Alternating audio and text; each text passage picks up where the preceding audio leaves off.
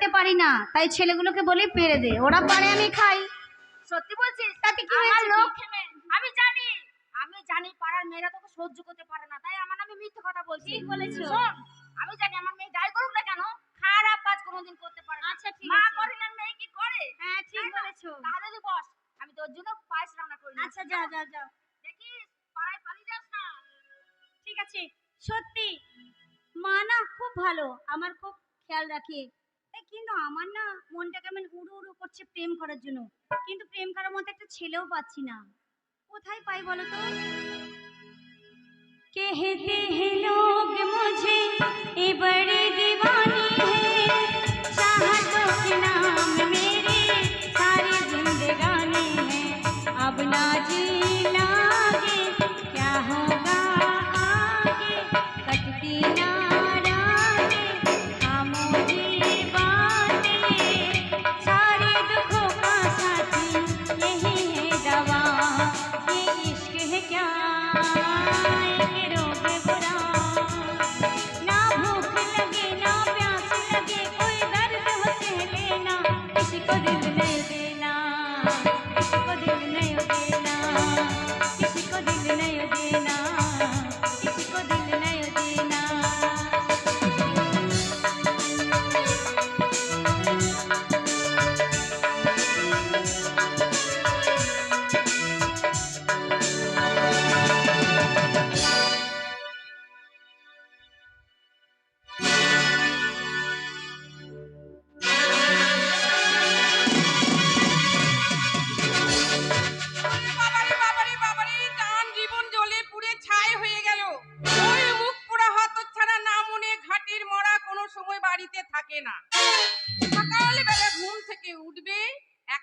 গিলবে আর পাড়ায় পাড়ায় ঘুরে বেড়াবে।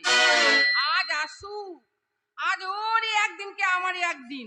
বাড়িতে ঢুকলে মুড়ো ঝেঁটা মেরে আমি ওকে বাড়ি থেকে বিদায় করব। রেগে আছি ভীষণ।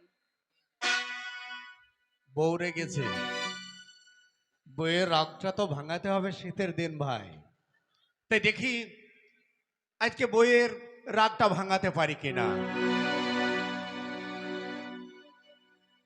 এ তোমার চোখের কাজলে আমারে নাম লিখা জানো কি, ও তোমার চোখের কাজলে আমারে নাম লিখা জানো কি, তোমার ভালো বাসায় আমি, তোমার ভালো বাসায় আমি সব কিছুতে পেয়েছি, তোমার চোখের কাজলে আমার নাম লিখা জানো কি।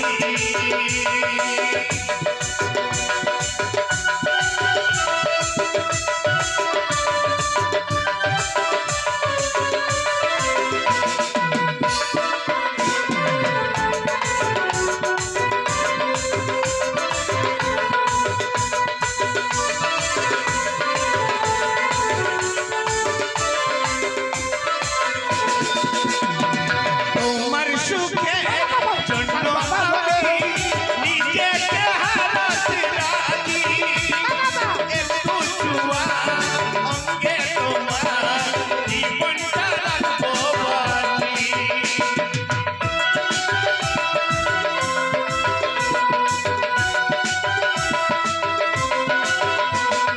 তোমার সুখে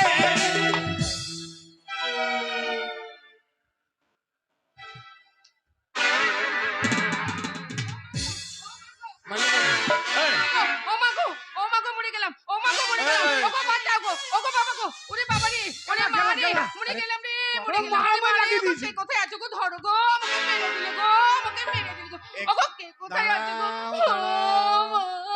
এরই জন্য বলে মেয়ে ছেলে বুঝতেই পারে না। মার পড়লো আমার পিঠার, তুমি কান্না করছো? তুমি আমাকে মারোনি? কখন মেলাম? মনে হলো তুমি আমাকে মারলে। এরই জন্য তো বলে মেয়ে ছেলে আর 36 কলা। আর তোমার কলা নেই বুঝি? আচ্ছা নেই?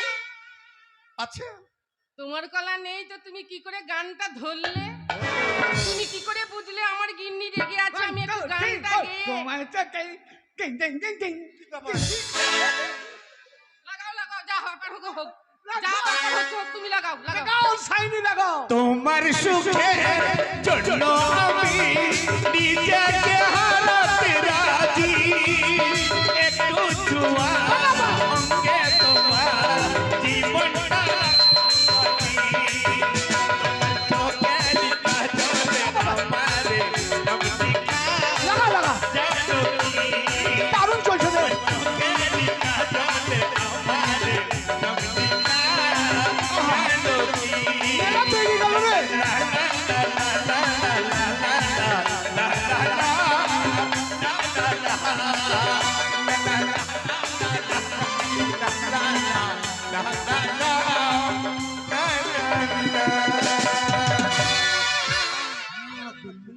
স্বামী একটা মিষ্টি করে চুমো দাও তো। চমকেতে দাড়ি খোঁচা লেগে যাবে। কেন স্বামী গো, এই শীতের দিনে তোমাকে জড়িয়ে ধরেছি, এবার একটু চুমো দাও, তাহলে আমার শান্তি হয়ে যাবে। তুমি আমার শীতের দিনের ক্যাথা, বর্ষাকালের ছাতা। তুমি আমার সুখের পাঠা। আমি তোমার শীতের পাঠা। স্বামী দাও গিন্নি, একটু চুমো দাও। বেশি চাপা চাপো করে না, প্যানে হেগে ফেল। কেন দাও না, দাও দাও দাও দাও দাও দাও দাও দাও। দেখা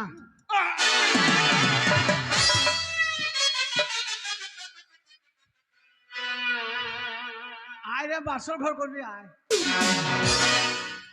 এই হারামজাদা, তুই কেন ওখানে?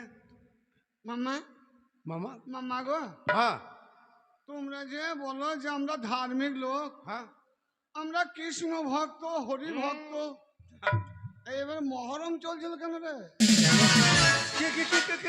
এখনই কি কইছিলে? ওরে বাবা, পাশের বাড়িতে গান বাজছিল বেশ বেশ, আর তোর মামি আর আমি শুনছিলাম। বেশ বেশ। জানিস তো বাবা, আমরা কৃষ্ণ ভক্ত লোক। হ্যাঁ যেখানে কীর্তনের নাম শুনি, হ্যাঁ। যেখানে হরিনাম নাম শুনি, হ্যাঁ। সেখানেই আমরা ছুটে যাই। বাহ, মানে যেখানে কীর্তন হয় সেখানে মামাতা মামিতে দুজন। হ্যাঁ, আমরা যাবই। আমরা ভগবানের প্রিয় লোক রে আর বাবা। যেতে হবে না। কেন? ওই রাত্রে অন্ধকারে কীর্তন শুনতে যাচ্ছে, দেখা যাচ্ছে রাত্রে কোনো সাপে টাপে কামড়াতে পারে, রাস্তায় কোনো বিপদ হতে পারে। তার জন্য আমি চিন্তা ভাবনা নিয়েছি যে আমার মামাকে আমি আর কীর্তন কাটাবো না, বাইরে কীর্তন আমি ঘরে শোনাবো। কি করে? তার মানে আমি কীর্তন শিখেছি। তুই হ্যাঁ তুই বাবা কীর্তন শিখেছিস? হ্যাঁ গো, বিখ্যাত কীর্তন আমি সুমন ভজভজের কাছে কীর্তন শিখেছি। কার কাছে? সুমন ভজভজ। ভজ ভজ নয় রে, ভজ ভজ নয়, হ্যাঁ সুমন ভট্টাচার্য। হ্যাঁ, তো ওর কাছে আমি শিখেছি যে ভালো কীর্তন। আমি একবারে মন ভাঙা কীর্তন শিখেছি। শুদ্ধভাবে কথা বলতে পারছিস না, তুই কীর্তন শিখবি? মামা, ও মামা, মামা গো, আমার কাছে কীর্তন শুনবে তোমরা? বাবা, হ্যাঁ? তুই যদি সুন্দরভাবে কীর্তন শোনাতে পারিস, এই যে, তাহলে আর বাড়ি যাবার আমার প্রয়োজন নেই। না গো। আমার বাড়িতে আমার ভাগ্নের কাছে কীর্তন শুনবো। আমি মূল গায়ক হব, বাবা বাবা, বিখ্যাত গায়ক হব আমি, কীর্তন গায়ক। হ্যালো হ্যালো,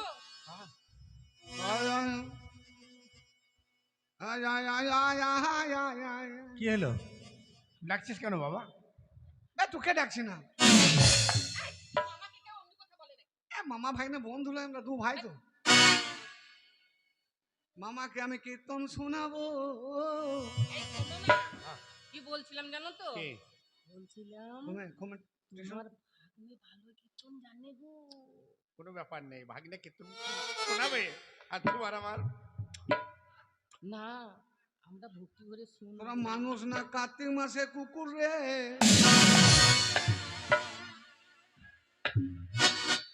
হবে তুই তো রবিবার নাই, হ্যাঁ তোদের ছুটি নাই নাকি? রে হারাম জাদা, যেখানে সেখানে বায়োস্কোপ চালু করে দিছি রে।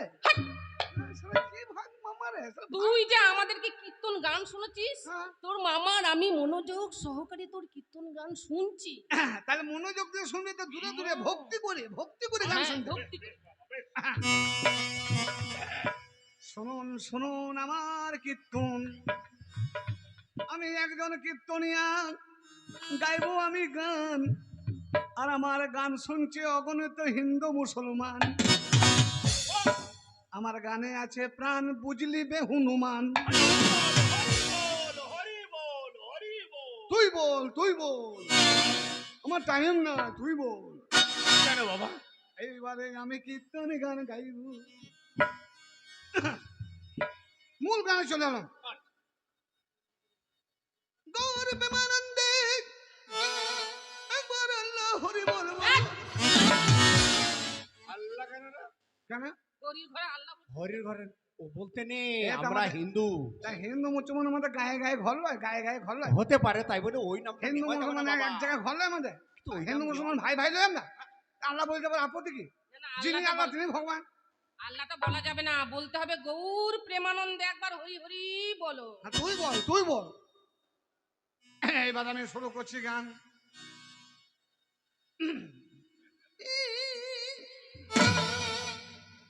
এই, কি হচ্ছে রে? গানের আগে টান তো মারতে হবে না? আর টান না মারলে গান আসবে কি করে নাকি রে ভাই? বুঝছে না রে? বেশ, বল বল।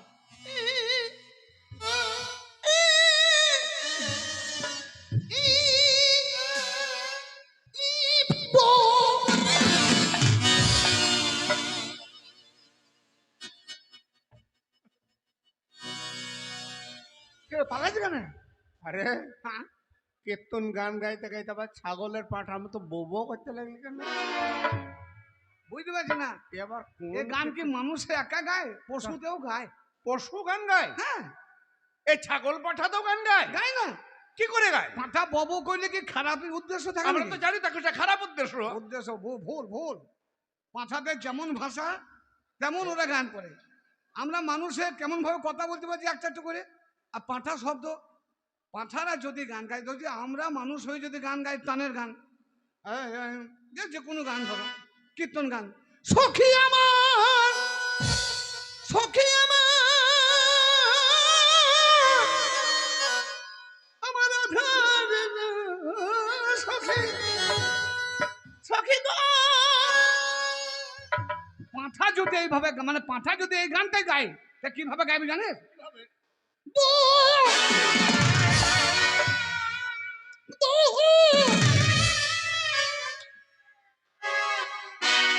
পাঁঠারও গান গায়। আমরা বলি সখী আমার, পাঁঠা বলবো। ওদের যেমন ভাষা তেমন গান গাইবে। থাক, তোকে মানুষের ভাষায় গান গা। একদিন আমার শ্রীকৃষ্ণ কদম গাছে বসে আছে, হাতে বাঁশি নিয়ে বাজাইতেছে, আর সখীরা সব তাদের বস্ত্র নিচে নামাইয়া পুকুরে যমুনার জলে চান করিতেছে। আর কৃষ্ণ আমার গাছে ডালে বসে কি বলছে তাহলে শুনে নাও। বলো বাবা। বেলুন বেলুন মামির বেলুন বেলুন